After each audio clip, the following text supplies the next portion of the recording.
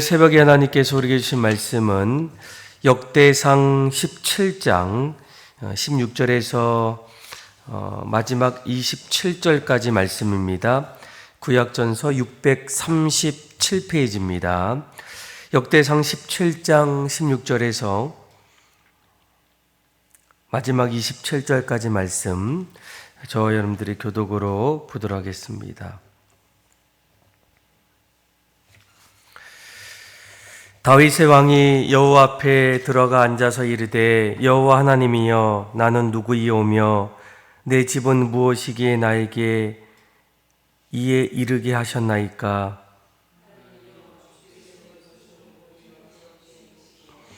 또 종의 집에 대하여 먼 장래까지 말씀하셨사오니, 여호와 하나님이여, 나를 존귀한 자들 같이 여기셨나이다. 주께서 주의 종에게 베푸신 영예에 대하여 이 다윗이 다시 주께 무슨 말을 하오리이까? 주께서는 주의 종을 아시나이다. 주의 종을 위하여 주의 뜻대로 이 모든 큰 일을 행하사 이 모든 큰 일을 알게 하셨나이다. 여호와여, 우리 귀로 들은 대로는 주와 같은 이가 없고 주 외에는 하나님 없나이다. 이스라엘과 같으리이까? 하나님이 자기 백성을 구속하시려고 나가서 크고 두려운 일로 말미암아 이름을 얻으시고 애굽에서 구속하신 자기 백성 앞에서 모든 민족을 쫓아내셨으며, 주께서 주의 백성 이스라엘을 영원히 주의 백성으로 삼으셨사오니, 여호와여, 주께서 그들의 하나님이 되셨나이다. 이제 주의 종과 그의 집에 대하여 말씀하신 것을 영원히 경고하게 하시며 말씀하신 대로 행하사 경고하게 하시고 사람에게 영원히 주의 이름을 높여 이르기를, 만군의 여호와는 이스라엘의 하나님 곧 이스라엘에게 하나님이시라 하게 하시며, 주의 종 다윗의 왕조가 주 앞에서 경고히 서게 하옵소서.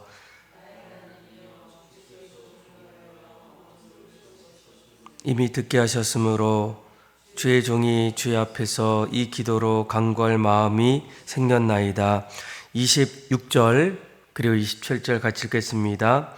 여호와여, 오직 주는 하나님이시라. 주께서 이 좋은 것으로 주의 종에게 허락하시고 이제 주께서 왕조의 복을 주사 주 앞에 영원히 두시기를 기뻐하나이다. 여호와여, 주께서 복을 주셨사오니 이 복을 영원히 누리니이다 하니라. 아멘.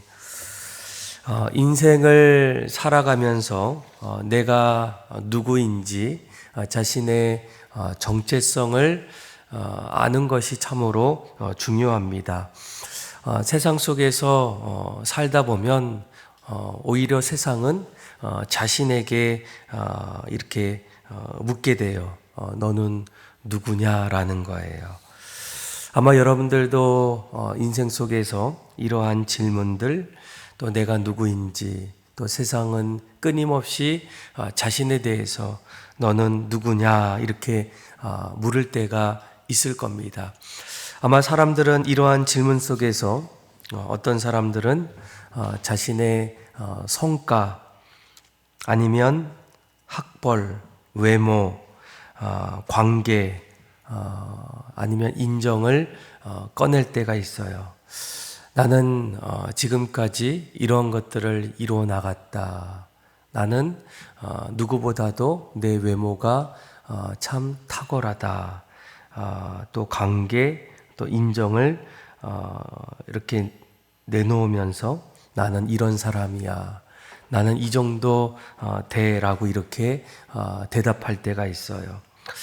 그런데 여러분, 이 모든 대답을 다 이렇게 붙여도 나는 이 많은 것을 이루었고, 나는 이 정도고, 나는 이렇게 살아왔고, 이런 모든 것들이 이런 대답 속에서도 여전히 허전한 자신의 모습을 발견할 때가 있어요. 그러니까 자신의 정체성을 찾지 못하면 인생 속에서 계속 혼란의 모습 속에 살아갈 때가 많습니다. 방황할 때도 있고, 또 공허할 때도 있고 아니면 큰 위기 속에서 결국 내 인생을 점점 포기할 때도 있다라는 거예요. 그런데 반대로 내가 누구인지 자신의 정체성을 점점 알게 된다면 더 이상 방황하거나 아니면 큰 위기가 오더라도 자신의 길을 하나하나 끝까지 걸어간다라는 거예요. 오늘 우리가 읽었던 이 역대상 말씀을 보면 계속적으로 다윗, 우리가 잘 알고 있는 이 다윗의 신앙의 고백들이 나오는데 이 다윗은 어떤 사람입니까? 이스라엘의 왕입니다. 그가 왕이 되기 전까지 사울 왕으로부터 10년 이상, 혹자는 한 17년 정도 이렇게 얘기할 때 17년 동안 수많은 어려움들을 겪었던 사람이 바로 다윗이에요. 더욱이 하나님께서 사무엘을 통해서 너가 장차 이스라엘의 왕이 되겠다라고 이렇게 들었지만 그의 현실적인 삶은 그러지 못했다는 것. 오히려 사람들에게 인정받지 못했고 오히려 사울 왕으로부터 도망자로서 늘 쫓김을 당했던 그런 사람이 바로 다윗입니다. 그럼에도 불구하고 다윗이 그런 수많은 어려운 여정 속에서도 그가 삶을 포기하지 않고 또 그 길을 하나하나 걸어갈 수 있었던 이유가 무엇입니까? 다윗의 신앙의 고백 속에는 오늘 우리가 읽었던 말씀처럼 그가 하나님 앞에서 자신의 정체성이 누구인지를 분명히 알았던 사람이 바로 다윗이었다는 거예요. 16절 말씀 한번 볼까요? 16절에 이렇게 얘기하죠. 다윗 왕이 여호와 앞에 들어가 앉아서 이르되 여호와 하나님이여 나는 누구이오며 내 집은 무엇이기에 나에게 이르게 하셨나이까? 이렇게 묻게 됩니다. 그러니까 다윗도 늘 살아가면서 하나님 앞에서 내가 누구인지 또 어떤 존재인지 어떻게 살아가야 하는지를 하나님 앞에 묻게 돼요. 그런데 이러한 질문 속에서 다윗은 늘 깨닫게 되는데 우리 한번 17절에서 19절 말씀 한번 17, 18, 19를 한번 읽어볼까요? 시작. 하나님이여 주께서 이것을 오히려 작게 여기시고 또 종의 집에 대하여 먼 장래까지 말씀하셨사오니 여호와 하나님이여 나를 존귀한 자들 같이 여기셨나이다. 주께서 주의 종에게 베푸신 영예에 대하여 이 다윗이 다시 주께 무슨 말을 하오리이까? 주께서는 주의 종을 아시나이다. 여호와여 주께서 주의 종을 위하여 주의 뜻대로 이 모든 큰 일을 행하사 이 모든 큰 일을 알게 하셨나이다. 아멘. 그러니까 다윗은 인생 속에서 구체적으로 삶의 자리에서 늘 하나님 앞에 묻습니다. 내가 누구인지, 또 앞으로 어떻게 살아가야 하는지, 또 그 안에서 하나님께서 나를 향한 하나님의 계획이 무엇인지를 하나하나 묻게 돼요. 오늘 본문도 다윗이 왕이 되었을 때 그는 하나님 앞에 묻게 됩니다. 하나님께서 오히려 나를 작게 여기시고 또 나의 종의 집에 대하여 먼 장래까지 하나님께서 말씀해 주셨다라는 거예요. 아마 어제 말씀을 우리가 보게 되면 다윗은 어떻습니까? 이제 법궤를 다윗성 이스라엘 예루살렘으로 가지고 와서 더 나아가서는 이제 성전까지도 짓기를 원할 때 하나님께서 그것을 반대하셨어요. 다윗에게 다윗아 성전을 짓는 것은 너의 몫이 아니다. 나는 다른 사람, 이제 나중에 보면 그의 아들 솔로몬을 통해서 성전을 짓기를 원하셨다라는 거예요. 아마 시편 139편에 보면 다윗이 하나님 앞에서 이런 고백을 합니다. 한번 들어보세요. 시편 139편 13절에서 16절인데 다윗이 이렇게 고백합니다. 주께서 내 내장을 지으시며 나의 모태에서 나를 만드셨나이다. 내가 주께 감사함은 나를 지으심이 심히 기묘하심이라. 주께서 하시는 일이 기이함을 내 영혼이 잘 아나이다. 내가 은밀한 데서 지음을 받고 땅의 깊은 곳에서 기이하게 지음을 받을 때에 나의 형체가 주의 앞에 숨겨지지 못하였나이다. 내 형질이 이루어지기 전에 주의 눈이 보셨으며 나를 위하여 정한 날이 하루도 되기 전에 주의 책에 다 기록이 되었나이다 라는 거예요. 그러니까 다윗은 그의 인생 속에서 나는 누구일까? 결국은 하나님 손에 지어진 자신의 모습을 보게 됩니다. 하나님이 나를 만드셨고 하나님이 내 인생을 빚어가시고 하나님께서 나를 통해서 이루어 가시는 그 인생이 바로 나의 정체성이다라는 것을 깨닫게 돼요. 그래서 그가 성전을 짓고 싶을 때에 그때에도 하나님께서 말씀해 주십니다. 다윗에게 너의 몫이 아니다. 너가 할 일보다는 너는 다른 것을 하기를 원한다라는 거예요. 물론 다윗이 하나님 앞에 물을 수 있습니다. 하나님, 왜 나는 이런 일들을 감당하지 못합니까? 그러니까 다윗은 자신이 누구인지, 나를 만드신 하나님이 누구인지를 알았을 때 다윗이 어떻게 합니까? 끊임없이 하나님 앞에 묻기 시작해요. 내 인생의 길을 어떻게 만들어 가야 합니까? 라는 거예요.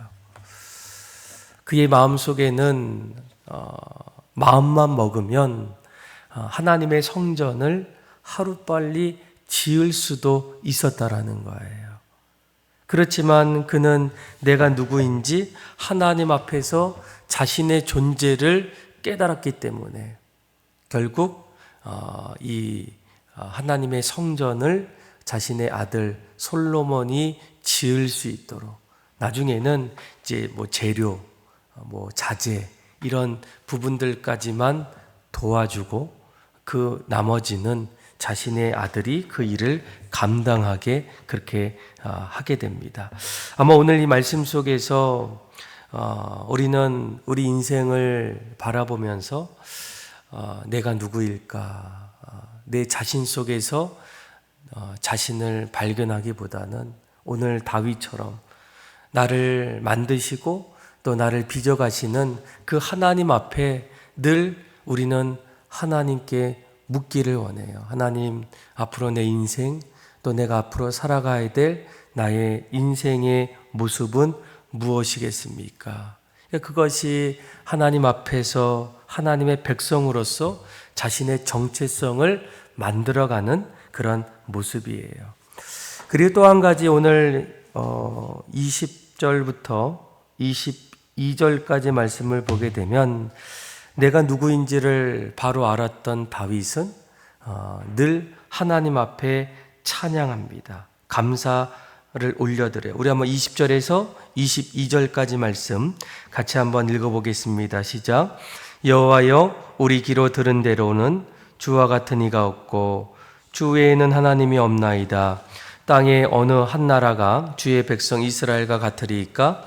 하나님이 자기 백성을 구속하시려고 나가서 크고 두려운 일로 말미암아 이름을 얻으시고 애굽에서 구속하신 자기 백성 앞에서 모든 민족을 쫓아내셨사오며 주께서 주의 백성 이스라엘을 영원히 주의 백성으로 삼으셨사오니 여호와여, 주께서 그들의 하나님이 되셨나이다. 아멘. 그러니까 다윗은 그동안 이스라엘 백성들 여기까지 인도하신 하나님, 애굽에 있던 노예로 이스라엘을 건져주시고 또 하나님의 백성으로 삼아주셨던 그 이스라엘의 역사를 하나하나 생각하면서 하나님께서 우리를 하나님의 백성으로 삼아주셨던 그 은혜를 다윗은 찬양하고 또 하나님됨을 고백하고 있어요. 여러분, 우리의 존재가 무엇인지를 바로 알게 된 사람들의 한 가지 특징은 무엇입니까? 나를 지으신 하나님, 나를 빚어가시는 하나님, 내 인생을 하나하나 보시는 그 하나님 앞에 우리는 찬양과 감사를 올려드린다는 거예요. 그래서 이 다윗도 시편의 말씀을 보게 되면 여호와는 나의 목자이시니 내가 부족함이 없으리로다. 그가 나를 푸른 풀밭에 누이시며 쉴만한 물가로 인도하시는도다. 또 내가 사망의 음침한 골짜기를 다닐지라도 해를 두려워하지 않는 것은 주께서 나와 함께 하심이라. 주의 지팡이와 막대기가 나를 안위하시나이다. 그의 인생에서 나타났던 그 하나님의 모든 일들을 그는 찬양하고 고백합니다. 그래서 주의 평생에 주의 선하심과 인자하심이 나를 따르리니 내가 여호와의 전에 영원히 거하리로다. 그러니까 다윗은 날마다 이런 고백을 하게 돼요. 여러분, 내가 누구인지를 분명히 아는 사람, 하나님이 나를 아시고 나를 만드시고 또 나를 빚어가는 사람들의 모습 속에는 반드시 나를 지으신 하나님 앞에 찬양하고 고백한다는 거예요. 그리고 또 23절부터 이제 마지막 절까지 말씀을 보게 되면 나를 지으신 하나님 앞에 나의 정체성을 깨닫는 자의 또 한 가지 모습이 나오게 됩니다. 그것은 바로 하나님 앞에 기도한다는 거예요. 우리 한번 23절에서 우리 27절까지 같이 한번 읽어보겠습니다. 시작. 여호와여, 이제 주의 종과 그의 집에 대하여 말씀하신 것을 영원히 경고하게 하시며 말씀하신 대로 행하사 경고하게 하시고 사람에게 영원히 주의 이름을 높여 이르기를 만군의 여호와는 이스라엘의 하나님 곧 이스라엘에게 하나님이시라 하게 하시며 주의 종 다윗의 왕조가 주의 앞에서 경고히 서게 하옵소서. 나의 하나님이여, 주께서 종을 위하여 왕조를 세우실 것을 이미 듣게 하셨으므로 주의 종이 주 앞에서 이 기도로 간구할 마음이 생겼나이다. 여호와여, 오직 주는 하나님이시라. 주께서 이 좋은 것으로 주의 종에게 허락하시고 이제 주께서 종의 왕조에 복을 주사 주 앞에 영원히 두시기를 기뻐하나이다. 여호와여, 주께서 복을 주셨사오니 이 복을 영원히 누리니이다 하니라. 아멘. 그러니까 다윗은 하나님께서 그를 통해서 이루어 가실 일들을 듣게 돼요. 알게 됩니다. 하나님이 성전은 짓지 못하게 하셨지만 다윗을 통해서 이스라엘을 영원한 그런 나라로 견고하게 세우시겠다라는 것을 깨달았을 때, 여러분, 그가 했던 것은 무엇입니까? 하나님이 자신을 통해서 이루어 가실 일들을 알고 내가 누구인지를 깨달았을 때 다윗이 25절에 아주 중요한 고백을 합니다. 이렇게 얘기하죠. 나의 하나님이여, 주께서 종을 위하여 왕조를 세우실 것을 이미 듣게 하셨으므로, 그 다음에 뭐라고 합니까? 주의 종이 주 앞에서 이 기도로 간구할 마음이 생겼나이다 라는 거예요. 나를 통해서 이루어 가실 하나님의 일들을 깨달았을 때 그는 어떻게 합니까?